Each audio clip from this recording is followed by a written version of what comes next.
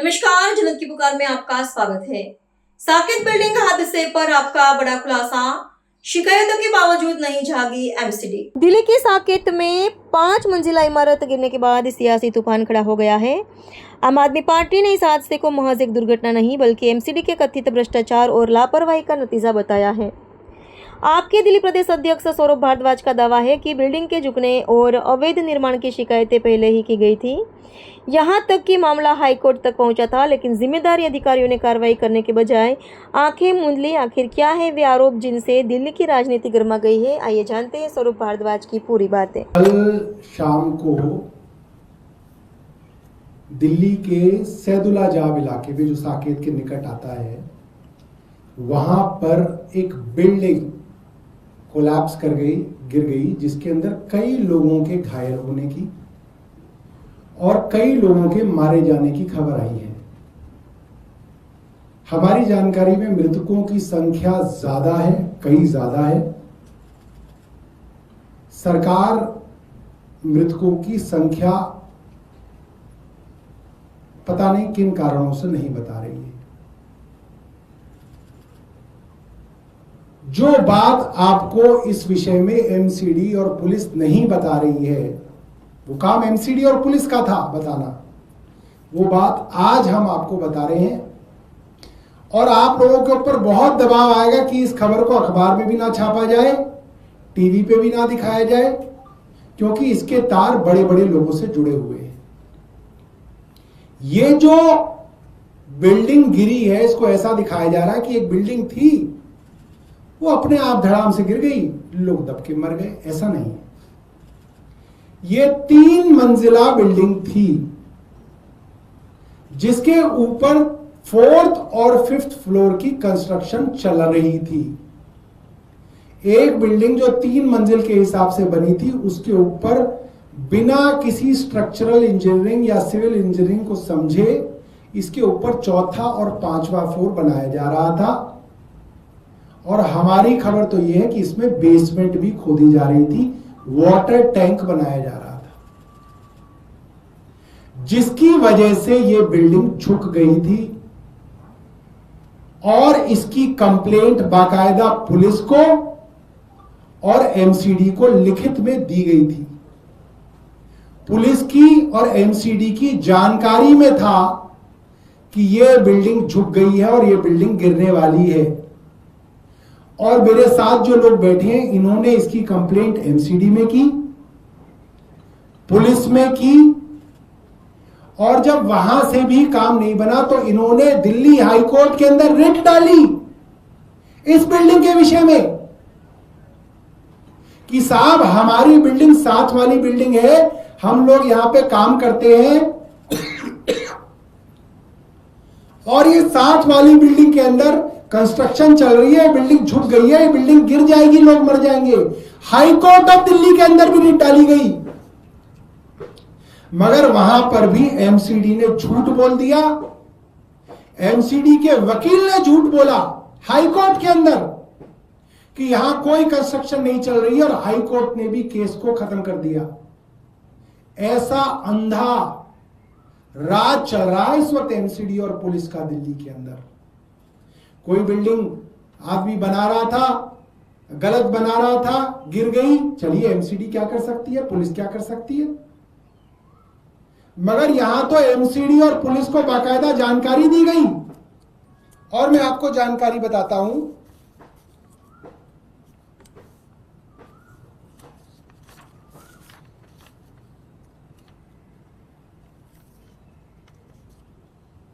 कौन से दिन किया था पहली बार? मार्च में 21 मार्च को सबसे पहले इसकी कंप्लेंट पुलिस को दी गई। ये रिटन प्रूफ्स है, हम आपको व्हाट्सएप के साथ शेयर कर देंगे। इसके बाद ये कंप्लेंट एमसीडी के अंदर दी गई। एमसीडी के अंदर 21 मार्च सुबह 11:54 की ये कंप्लेंट दर्ज है उनकी वेबसाइट पे। मजेदार बात यह है कि वो कंप्लेंट वहां के किसी जेई को, अफसर ऊपर डीसी जो है नीचे कर देता है, एक्सचेंज कर देता है, जेई को असाइन हो गई अमन जैन, और अमन जैन ने इस कंप्लेंट को रिजॉल्व करके बंद कर दिया। ये कंप्लेंट बंद कर दी गई 4 अप्रैल को। 21 मार्च को कंप्लेंट की गई, 4 मार्च को बंद कर दी गई। इनका मकान था, यानी कि साथ वाले मकान के अंदर ये किराए पे इनका सैलून चलता था। क्योंकि सैलून चल रहा है, लोग आ रहे हैं, कारीगर आ रहे हैं, बिल्डिंग गिरेगी तो ये भी मरेंगे, ग्राहक भी मरेंगे और पता नहीं कौन कौन मरेगा। इसलिए इन्होंने एक अच्छे नागरिक होने के नाते सोचा कि चलिए अगर एमसीडी और पुलिस कुछ नहीं कर रही तो हाईकोर्ट चलते हैं। ये हाईकोर्ट में गए, दिल्ली हाईकोर्ट के अंदर रिट डाली बाकायदा। ये रिट डाली गई जिसमें इन्होंने बताया कि साहब property 24/1 Saidulajab opposite Anupam apartments gate number 4 IGNOU road पर कंस्ट्रक्शन चल रही है। 3 मंजिला बिल्डिंग पहले से थी, मगर इसमें अब आगे की कंस्ट्रक्शन चल रही है। 4था और 5वां फ्लोर बनाया जा रहा है। इसके अंदर खुदाई का काम चल रहा है, जिसकी वजह से बिल्डिंग टिल्टेड है। It is pertinent to note that in this building is an old construction with already existing 3 floors. Recently, the building has developed structural issues and got tilted on one side. Is an imminent danger of being collapsing any time. तो इन्होंने तो लिख दिया कि ये building तो कभी भी गिर सकती है और माननीय हाईकोर्ट को बताया, और हाईकोर्ट को इन्होंने सारी बातें बताई। ये भी बताया कि हमने 21 मार्च को पहली कंप्लेंट की थी, उस पर कोई कार्रवाई नहीं हुई, और ये 13 अप्रैल का हाईकोर्ट का डिसीजन है। 13 अप्रैल को, यानी कि 4 अप्रैल को तो आपने देखा पहले ही एमसीडी ने अपने पोर्टल पे ये कंप्लेंट बंद कर दी, और 13 अप्रैल को कोर्ट ने ये कह के इस मामले को खत्म कर दिया। सुनिएगा, the present writ petition has been filed seeking a direction to the MCD to stop the unauthorized construction going on in the property bearing number 24-1 Saidulla Jab opposite Anupam apartment gate number 4 Ignu road। आगे सुनिए MCD के वकील ने क्या कहा। Mister Roshanlal Goyal, the counsel appearing on behalf of MCD submits that no construction whatsoever is going on in the subject property। He further submits that the writ petition has been filed on account of a private dispute between the landlord and the tenant। तो साहब MCD ने high court के अंदर ये बात कही कि building में तो कोई कंस्ट्रक्शन चल ही नहीं रही है, ये तो किराएदार और मकान मालिक का झगड़ा है। भैया इनका क्यों झगड़ा होगा, ये तो साथ वाली बिल्डिंग में किराएदार है, इनका तो अपने मकान मालिक से कोई लेना देना ही नहीं है। इनकी कंप्लेंट तो साथ वाली बिल्डिंग के लिए है। साथ वाली बिल्डिंग जो बना रहा है, इनको तो नाम भी नहीं पता कौन बना रहा है, इन्हें तो सिर्फ एड्रेस पता है। इन्हें तो बिल्डिंग का कौन बनाने वाला है, कौन बिल्डर है, कौन मालिक है, इन्हें कुछ नहीं मालूम। इन्होंने तो सिर्फ एड्रेस लिख के कहा कि ये बिल्डिंग झुक रही है, और एमसीडी ने कहा कि कोई कंस्ट्रक्शन नहीं चल रही है, ये इनका आपसी मामला है, और कोर्ट ने लिहाजा इस मामले को डिसमिस कर दिया। अब इससे ज्यादा कोई नागरिक क्या कर सकता है।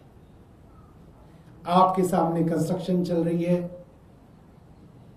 आपने एमसीडी को कंप्लेंट कर दी, बिल्डिंग झुक रही है, गिर जाएगी, लोग मर जाएंगे।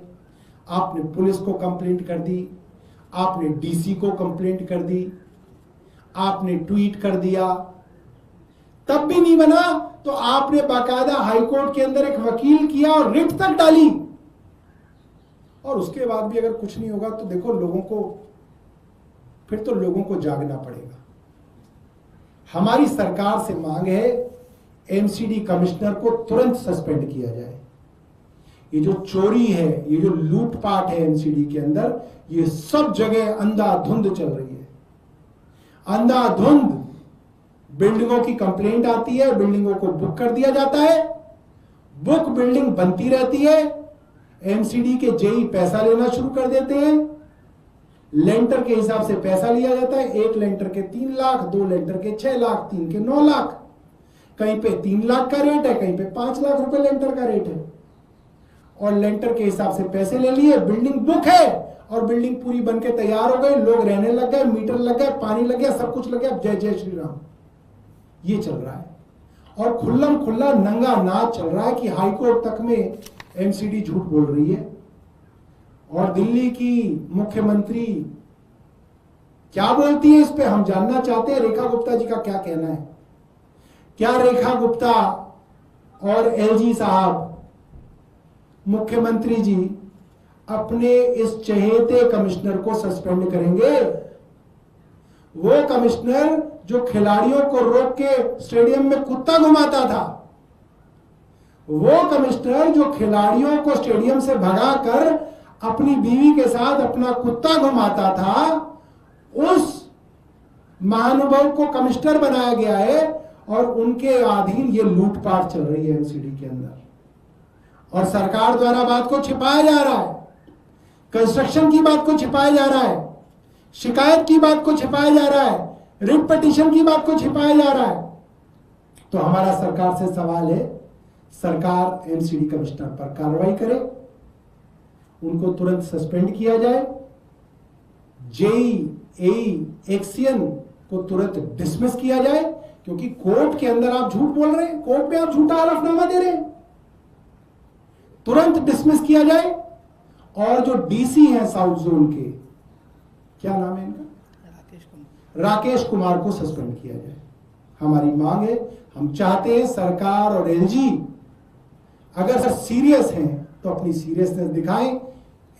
इस वार्ड सैदुलाजाब का काउंसलर भारतीय जनता पार्टी से उमेद फोगाट, इस जोन का चेयरमैन भारतीय जनता पार्टी से उमेद फोगाट, स्टैंडिंग कमेटी का चेयरपर्सन भारतीय जनता पार्टी से, एमसीडी का मेयर भारतीय जनता पार्टी से, दिल्ली की मुख्यमंत्री भारतीय जनता पार्टी से, एलजी भारतीय जनता पार्टी की सरकार द्वारा लगाया हुआ। तो भाई अब किस चीज की कमी है? अब तो सिर्फ यमराज का एक टैग और खरीद लो कि सब कुछ हम है, यमराज भी हम ही है। यही बचा है भारतीय जनता पार्टी के लिए, और तो कुछ नहीं बचा।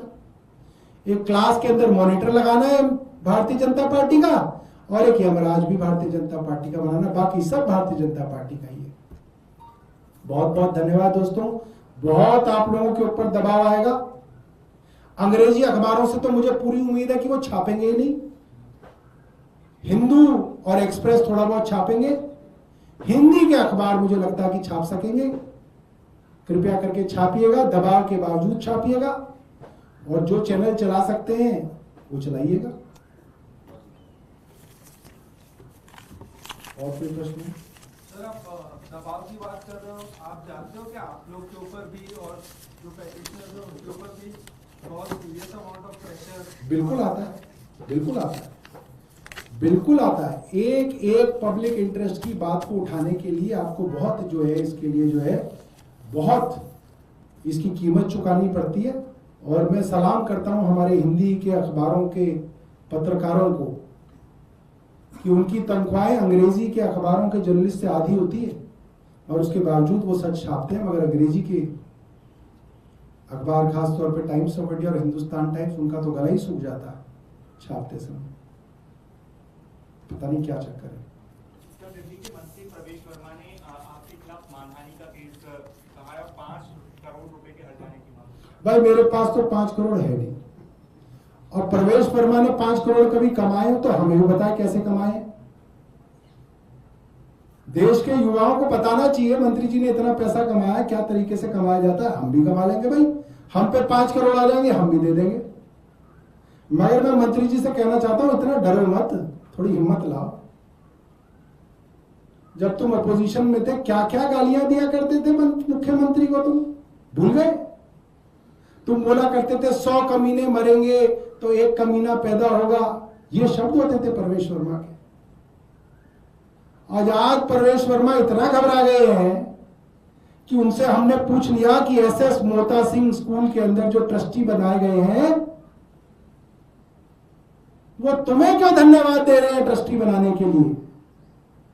तो प्रवेश वर्मा ने उसके ऊपर नहीं किया मानहानि कि भाई तूने मेरा नाम कैसे लिख दिया। प्रवेश वर्मा ने यह नहीं बोला कि मेरा इससे कोई लेना देना नहीं है, मैं इसे जानता भी नहीं हूं। प्रवेश वर्मा यह बोल रहे हैं कि मेरा या मेरे किसी फैमिली मेंबर का इस ट्रस्ट से कोई लेना देना नहीं। हमने कहा ही कब कि तुम्हारा और तुम्हारे फैमिली मेंबर का है। हमने तो तुम्हारे खास आदमी का नाम दिखाया, कुछ बब्बू बब्बू नाम है, फर्स्ट नेम तो मैं भूल गया।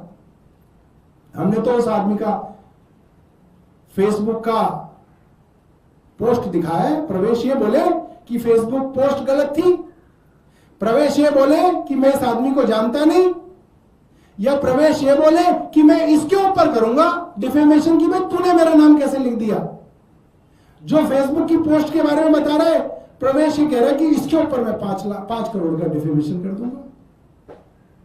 इतना डर डर के नहीं होती राजनीति प्रवेश जी, पिताजी से ही सीख लो अपने, और किसी से नहीं सीख सकते। तो तुम तो हल्के से भी डर गए। अभी तो जल बोर्ड पे आया ही नहीं हूं मैं, अभी तो मैं जल बोर्ड पे भी आऊंगा।